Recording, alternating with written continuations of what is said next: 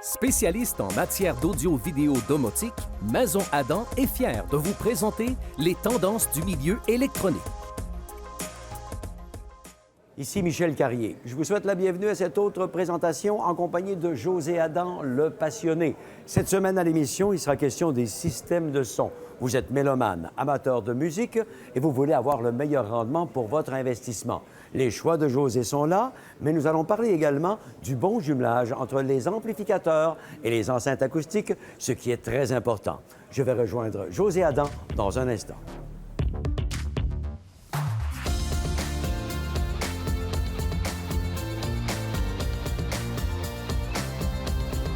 Maison Adam.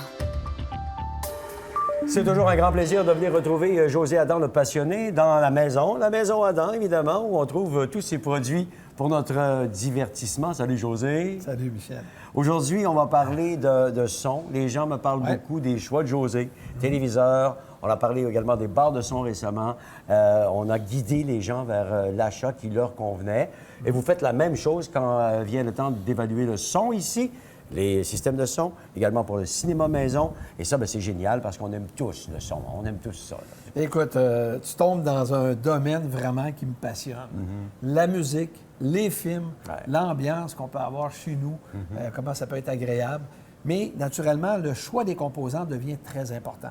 Et c'est là qu'on met beaucoup d'énergie à faire des tests, à faire des comparatifs et à faire les meilleurs mariages avec les haut-parleurs. Voilà. Donc, c'est la raison pour laquelle je vais demander à un de mes experts de se joindre à nous pour qu'on puisse discuter de ça ensemble. Bien sûr. Alors, c'est Guillaume qui se joint à nous. Bonjour. Hein, Guillaume salut Guillaume, notre expert, donc, depuis quand même plusieurs années. José, que tu travailles avec ce jeune homme. Il a dû commencer très jeune quand même. Oui, bien, ça fait déjà 12 ans qu'on travaille ensemble. Oui. Et depuis 2014, Guillaume est vraiment devenu mon expert à faire tous les tests.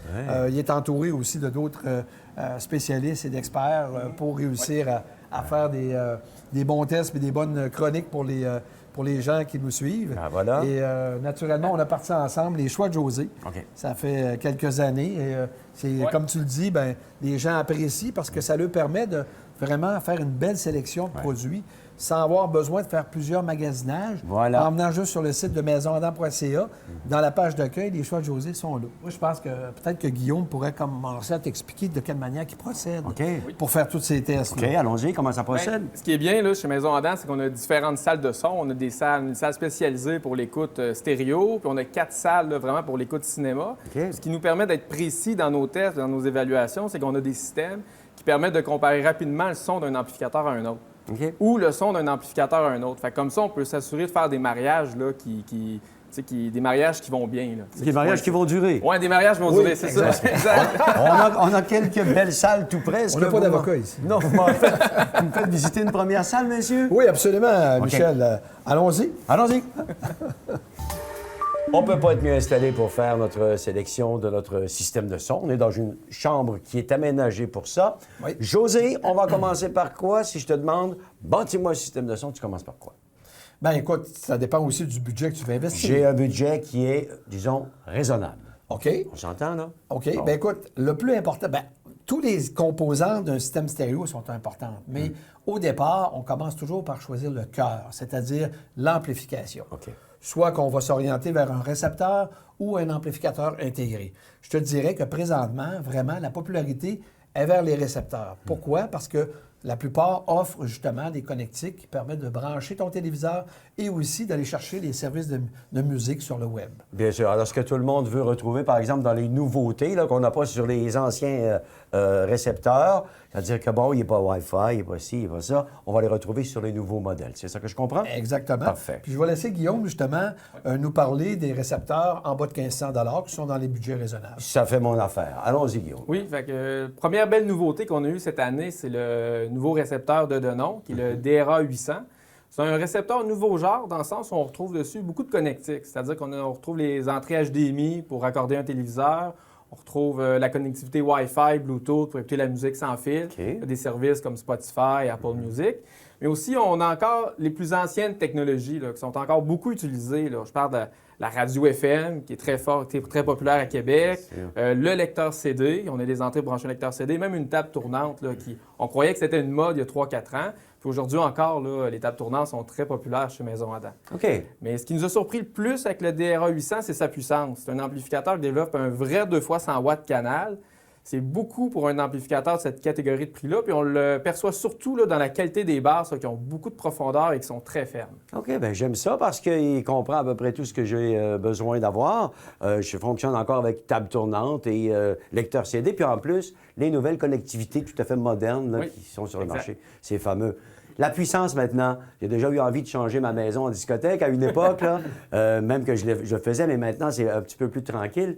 Si je voulais sacrifier un peu de puissance pour avoir un peu plus de précision, de finesse dans le son, est-ce qu'il y a une possibilité là? Bien, es-tu prêt à investir quand même un montant important ou si... Bien, je peux l'analyser pour voir si ça vaut la peine. OK, parce que tu sais, les possibilités qu'il y a, c'est de passer à des amplificateurs intégrés. Là, vraiment, c'est un investissement qui va te demander plus, puis tu vas perdre des avantages comme justement les connectiques pour le téléviseur et les services de musique, en tout cas en général, là, on perd les services de musique aussi là, sur le web.